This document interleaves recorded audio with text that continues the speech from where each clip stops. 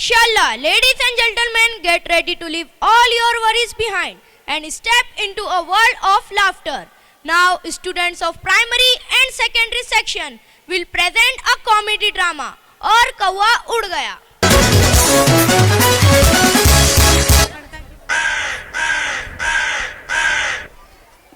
भी अम्मा वहमात पर यकीन रखने वाली एक बूढ़ी औरत तख्त पर बैठी है. वाजिद साहब भी अम्मा के बड़े बेटे, बेहद मशरूफ शख्स जो हर वक्त जल्दबाजी में होते हैं, ऑफिस जाने की तैयारी कर रहे हैं. परवीन वाजिद साहब की अहलिया एक पढ़ी लिखी खातून खाना बनाने की तैयारी कर रही है. सरफराज और फातिमा वाजिद साहब के बेटे और बेटी अलीदाया स्कूल में ज़ेर तालीम है, अपनी पढ़ाई कर रहे हैं. एजाज वाजिद साहब का छोटा बेटा अपनी दादी के सिराने खिलौनों से खेल रहा है, आवाज़ें कर रहा है. दादी गुस्से से देख रही है. अरे अल्लाह के बंदे, जब देखती हूँ तब खेलता ही रहता है. कभी कुछ पढ़ भी लिया कर तो दादी दुआएं देगी तो बड़ा आदमी बनेगा, फिर जो चाहे वो कर सकेगा जब अमीर हो जाएगा.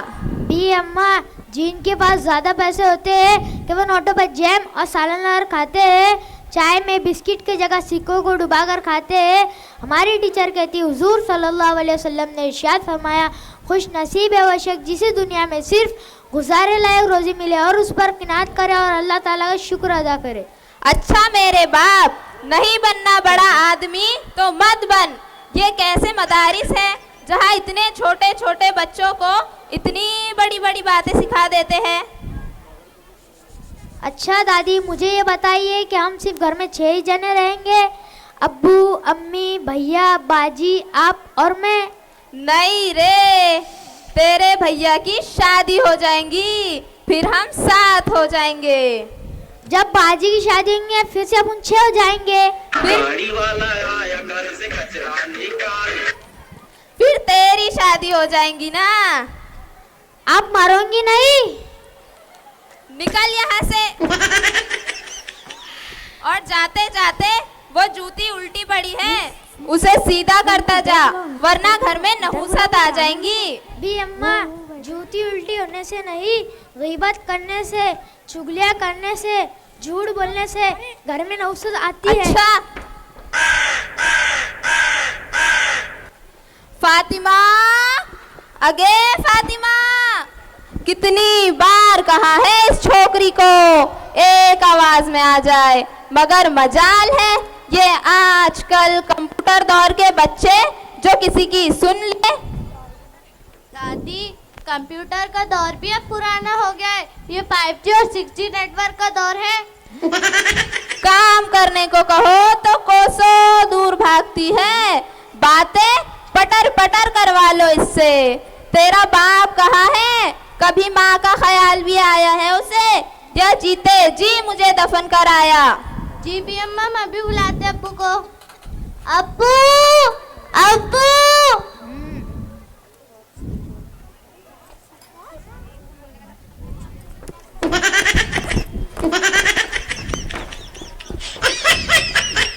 जी भी अम्मा, आपने याद किया मुझे? हाँ बेटे, बहुत जरूरी काम था, बेहद जरूरी. कल रात को 3:30 बजे मेरी स्लीप हुशार हो गई.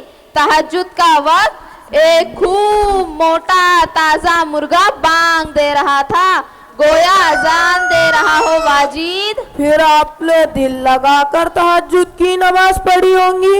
अरे पूरी बात सुन. थोड़ा जल्दी कहिए, मुझे देर हो रही है. उस मुर्गे की टांगे इतनी मोटी मोटी के दिल चाह रहा था अल्लाह की इस मखलूक को बस जरा सा चख लूं. तो मेरे प्यारे बेटे, जरा नरम नरम बोटी वाला चिकन तो ला दे मेरे बेटे. अच्छा अम्मा, मगर डॉक्टर ने तो आपको मुर्गन गिज़ाए मना की है. फिर चल हट, नहीं लाना तो सीधा सीधा बता दे. बातें घुमाने की जरूरत नहीं है. माँ ने एक ख्वाहिश क्या कर दी, तुझे डॉक्टर याद आ गया. और बीवी के हर ख्वाहिशें पूरी करेगा। निकल यहाँ से जोरू का गुलाम। अच्छा अम्मा, ला दूंगा। आप परवीन से बदगुमान क्यों होती है? वो दीनदार और पढ़ी लिखी औरत है, उसने आपके बारे में कभी बुरे अल्फाज इस्तेमाल नहीं किए। अच्छा, अब तुम्हें तो बस मौका चाहिए बीवी की तारीफें करने का। फातिमा, अगे फातिमा, जरा दीवार पे से उस मनहूस कौवे को तो उड़ा दो। कब से काय काय कर रहा है, लगता है आज फिर कोई मेहमान टपक पड़ेगा।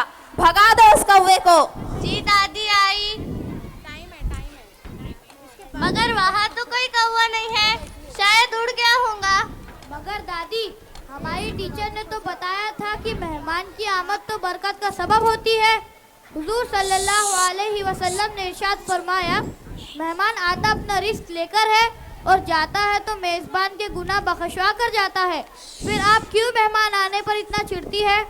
बेटा, मेहमान अगर मन चाहा हो तो राहों में फूल निछावर करने का मन चाहता है, पर अगर मेहमान अनचाहे हो तो इस कौवे की काय काय भी बहुत बुरी लगती है। लेकिन बी अम्मा, मेहमान तो मेहमान होता है, अनचाहे हो या मन चाहे। बस कर, तेरी टीचर ने बस यही सिखाया है, बड़ों की बातें पकड़ा करो।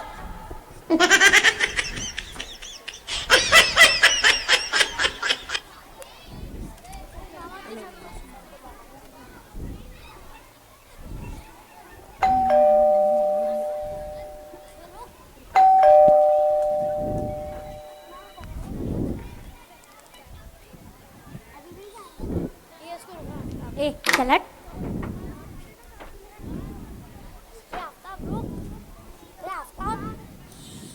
अस्सलामुअलैकुम भी अम्मा, कैसी हैं आप? वालेकुम अस्सलाम। आओ बेटे, लगते जिगर नूरे नजर जिगरे गोशा। भी अम्मा से मिलो।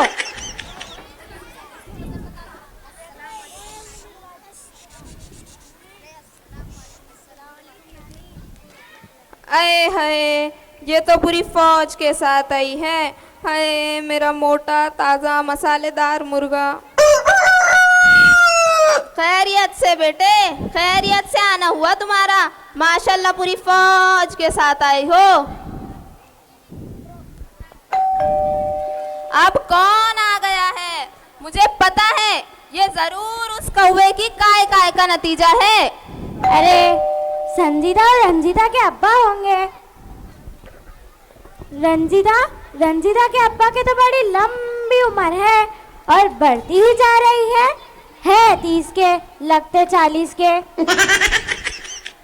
बातें 50 वाली करते हैं, बीमारियां 60 वाली है।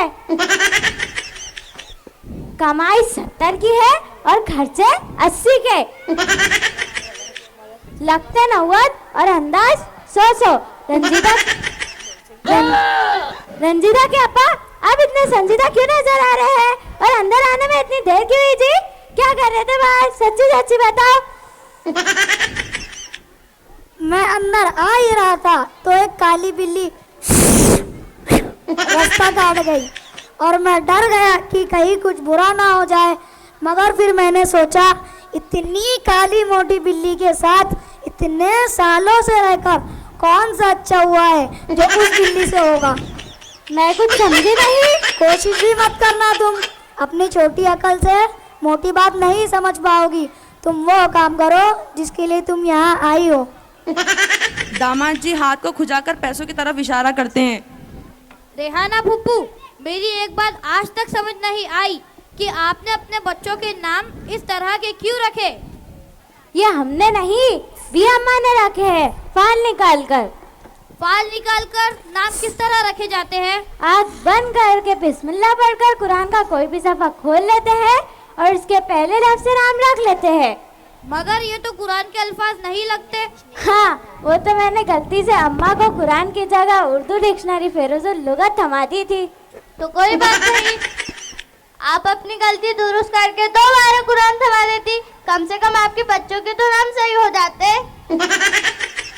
हाँ, मैंने ऐसा करना चाहा, मगर भी अम्मा ने कहा जो होता है अच्छे के लिए होता है, इसमें भी अल्लाह की कोई ना कोई मसलियत होंगी। बस फिर क्या था, हर बच्चे के वक्त अम्मा कहती वही मोटी वाली लाल किताब देना, मैं अपनी बेटी के बच्चों के नाम उसी में से रखूंगी। मगर फुप्पू, हुजूर सल्लल्लाहु अलैहि वसल्लम ने इरशाद फरमाया, मेहमान आता अपना रिस्क लेकर है और जाता है तो मेजबान के गुनाह बख्शवा कर जाता है। हाय अम्मा, इसलिए मैं आपके घर नहीं आती। बड़े तो बड़े, छोटे भी मुझसे नसीहत करेंगे। फुप्पू, आप मेरे लिए काबिल एहतराम है, मैंने ऐसा कुछ नहीं कहा। अगर आपको बुरा लगा तो मैं माफी चाहता हूँ। ये मदारिस में कैसी तालीम दी जा रही है जहाँ बच्चों को पुराने रिवाज बुरे लगने लगे हैं। तू बता, तेरा कैसा आना हुआ? आपकी बड़ी याद आ रही थी अम्मा। क्या मैं अपनी माँ से जब दिल चाहा मिलने नहीं आ सकती? तभी तो कहाँ से आते? सुबह से मेरी बाइया फड़क रही है और नाश्ता करते वक्त भी हिचकियाँ आ रही थी। लेकिन बी अम्मा, तू फिर बोला। हमारी टीचर कहती है ब्लड सर्कुलेशन कम ज्यादा होता है, इसलिए आँख फड़कती है। और जब रेस्पिरेटरी ट्रैक में खाना अटक जाता है तो हिचकियाँ आने लगती है। लो सुन लो, एक तो ये, दूसरी उस पर भारी। बेटे, ये बाल हमने धूप में सफेद नहीं किए। भागो यहाँ से और जाकर अपनी माँ से कहो खाने की तैयारी करे। कहाँ मुंह छुपा कर बैठी है? अरे कोई मेहमानों को ठंडा पानी या शरबत पूछने का रवादार है कि नहीं? कौन है ये लोग? कहाँ से आते? दामादों की कोई इज्जत ही नहीं है इस घर में।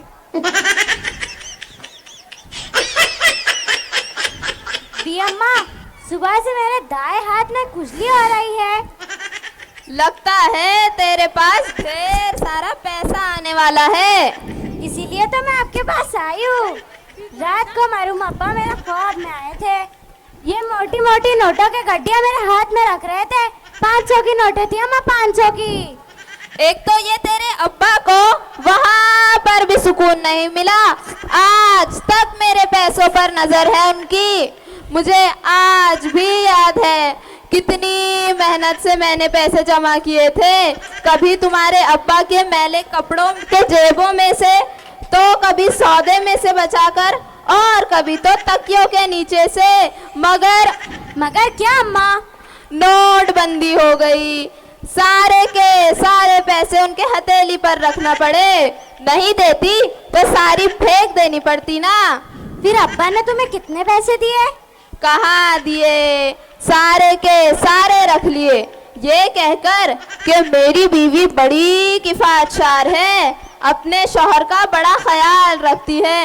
हाय मेरे पैसे रिहाना।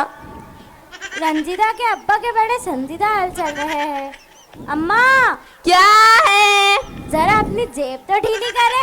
ये जो वाजिद भाई का कारोबार है ना, ये मेरी दुआओं से ही अच्छा चल रहा है। इतनी ही बरकत है तेरी दुआओं में तो कभी अपने शौहर के लिए भी कर लिया कर। कम से कम यहाँ तक आने का रिक्शा का किराया तो बच जाएगा।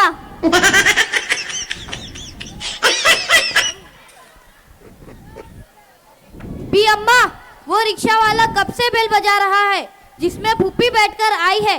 लाइए 600 रुपये दीजिए। किराया मांग रहा है वो या घर का लाइट बिल? बी अम्मा कसमसाते हुए 600 रुपये पान के डब्बे से निकाल कर देती है।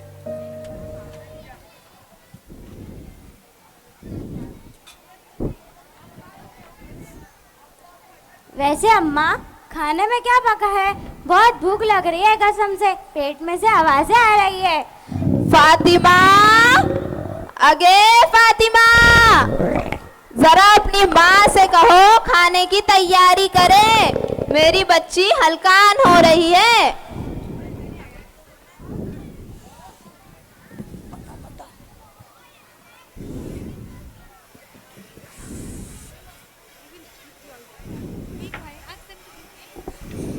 दस्तरखान बिछा हुआ है, दरमियान में मुर्ग मुसल्लम का सालन रखा हुआ है।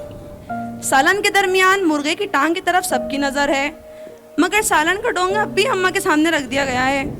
बी अम्मा ने फौरी लेग पीस लपक कर अपनी प्लेट में डाल ली। नरम और खस्ता रोटी तोड़ अपनी प्लेट में रखी। पहला निवाला तोड़ने ही वाली थी कि दामाद की तरफ नजर उठी, जो कि एकटक अम्मा की प्लेट में देख रहे थे। बे अम्मा, लोग अपने घर आए दामादों की कितनी इज्जत करते हैं और मेरी तो यहाँ कोई परवाह ही नहीं है। अजी दामाद जी, आप 6 बच्चों के बाप बन गए हैं, मगर आज तक आपके शिकवे ही खत्म नहीं हो रहे। बेहतरीन पकवान आपके सामने है, लीजिए ना। बेटी, डालो ना अपने शौहर के प्लेट में। बी अम्मा अपनी लेग पीस पर ध्यान देते हुए मुंह तक ले जाती हैं तो दामाद जी फिर बोल पड़ते हैं। बे अम्मा, मेहमान को बेहतरीन चीज पेश करना चाहिए। जी जी जरूर बेटा, दामाद जी की प्लेट भर दो हर चीज से, मगर लग पीस तो मैं ही खाऊंगी। बे अम्मा, रुकिए रुकिए, खबरदार ये मुर्गी की टांग हरगिज मत खाना। क्यों भला? तहज्जुद के वक्त मुर्गे का दीदार अल्लाह ने मुझको करवाया था। तो भी अम्मा, इसका मतलब ये था कि आप दिल लगाकर तहज्जुद की नमाज पढ़ती, ना कि बांग देने वाले मुर्गे को ही खा जाती। खैर, अब तो पक गया ना मुर्गा, अब खा लेती हूँ और अल्लाह का शुक्र अदा करके सो जाऊंगी। कल पढ़ लूंगी ना तहज्जुद की नमाज। मगर अम्मा, लेग पीस तो घर के सरबराह को मिलनी चाहिए, जो कि मैं हूँ। अजी दामाद जी, आप कहाँ से हो गए सरबरा? ये है ना मेरा बेटा, ये खाएगा लग पीस। दामाद जी फिर सोच में पड़ गए कि ऐसा क्या करूं कि लेग पीस मेरी प्लेट में आ जाए। फिर उनका दिमाग चलता है, खाने को आस लग गई है अब, और जिस खाने को आस लग जाए वो ना ही खाए तो बेहतर है। इस तरह मुर्गे की टांग यानी लेग पीस कभी इधर से उधर, उधर से इधर घूम रही है। दामाद जी की बात सुनकर बी अम्मा डर के मारे फौरन मुर्गे की टांग वाजिद साहब की प्लेट में डालने का फैसला करती हैं। मैं नहीं तो मेरा बेटा सही। वाजिद साहब, जिनकी नज़र भी लेग पीस पर ही थी, बड़ी सआदत के साथ कबूल करते हैं और बड़ी नफासत से कहते हैं, मैं समझता हूँ औलाद का नाम रखने का हक सिर्फ माँ को होता है, क्योंकि वो 9 महीने औलाद का बोझ उठाकर मौत जैसे तकलीफों से गुजर कर औलाद को इस दुनिया में लाती है। और मुर्गी की टांग खाने का हक सबसे ज्यादा मुर्गे को मेहनत करके पकाने वाले का होता है। इसलिए बेगम, ध्यान खाइए। अगर बीवी को ही देना था तो दे देता, इतना बड़ा बयान देने की क्या जरूरत थी? जोरू का गुलाम कहीं का। या अल्लाह, ये कौवा अब क्यों चिल्ला रहा है? अब तो ना मुर्गा रहा ना ही लग पीस, अब क्यों चिल्ला रहा है मनहूस? अरे अम्मा, ये कौवा थोड़ी चिल्ला रहा है, ये तो मेरे फोन की रिंगटोन है जो बाय डिफॉल्ट सेट हो गई है। क्या हो गई है? मतलब खुद से आवाज लग गई है। बी अम्मा दिल ही दिल में हिसाब लगाते हुए बड़बड़ाती है, मेरे वहम करने की आदत से मेरा ही नुकसान हुआ, अल्लाह की नाफरमानी हुई और रसूल सल्लल्लाहु अलैहि वसल्लम की सुन्नतें टूटी और आखिरत का भी नुकसान हो गया। तो देखा आपने, ना कोई कौवा था और ना उसकी काएं काएं। वो भी अल्लाह की एक मखलूक है जिसकी आवाज़ को हम अपने मतलब का रंग दे देते हैं। इन सारे वहम का हमारी असल ज़िंदगी से कोई रब्त नहीं होता। ये सब सिर्फ हमारे जहन का फतूर और दिल का खौफ होता है। रसूलुल्लाह सल्लल्लाहु अलैहि वसल्लम की तालीमात इन वहम की तरदीद करती है। अल्लाह ताला इससे हमारी हिफाजत फरमाए। आमीन। जज़ाकल्लाहु खैर। माशाल्लाह, वेल डन, एक्सीलेंट परफॉर्मेंस, बहुत खूब, जज़ाकल्लाहु खैरा बेटा।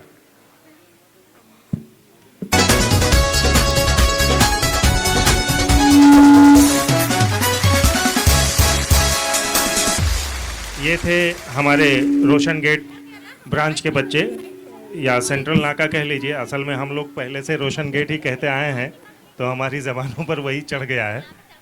और इस प्रोग्राम के इंचार्ज थी Sania miss. Please give a big round of applause to Sania miss.